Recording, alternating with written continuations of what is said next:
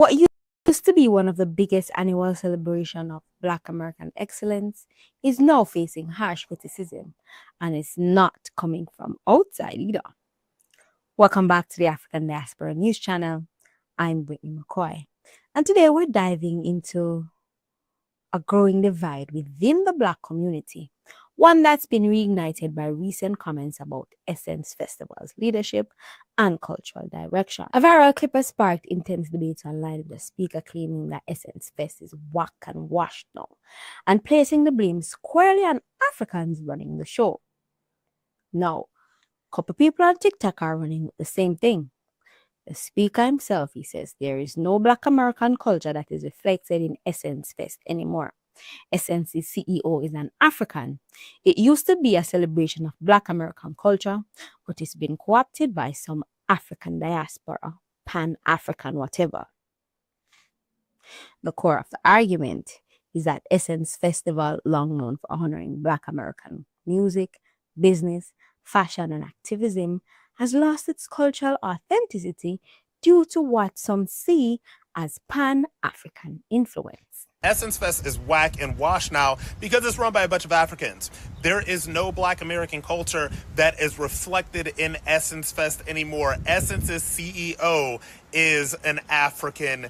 The chief, one of their chief top level executives and officers is an African. The person that owns Essence Ventures is an African. So what used to be a celebration of Black American culture, the culture that is ours, the culture that we built from the ground up, the culture that Black Americans influenced the world through, has now been co-opted by some African diaspora, Pan-African, whatever, and a lot of Black people are just not feeling it. Now, I went to Essence Fest for the first time a couple of years ago. I think it was like Nicki Minaj, New Edition, and Janet Jackson were the headliners. It was absolutely incredible. It was a celebration of Black Americanness. There were Black people in and up and through it. It was a pure celebration of Black American culture and Black American heritage. But now that it's been co-opted by a bunch of Africans, it seems that nobody cares because they don't set culture for this world. We do. And until Essence Fest gets back to the Black Americans who created it and founded it and lead the culture, it will continue to fail with those Africans in charge. Let's talk about leadership. Yes, Essence Ventures, the company that owns Essence, has African leadership at the helm. Its former CEO, Buchilu Dennis, He's of Liberian descent. The company has also made bold moves to expand globally, align with Pan-Africanism, and connect Black people across the diaspora. But has that shift come at the cost of Black American cultural representation? Some say yes, others argue it's a necessary and long overdue evolution, a step toward global Black unity. This really isn't the first time we've seen friction between African Americans and continental Africans or other diaspora groups. This criticism reveals deeper question. Who owns Black culture in America? Can African or a Caribbean CEO authentically represent FBA, that's foundational Black American culture? Is Pan-Africanism diluting national Black identities, or is it the future? Well, many FBA voices argue that Black American culture, forged through slavery, civil rights, struggle, hip-hop, jazz, and resilience, is unique and irreplaceable.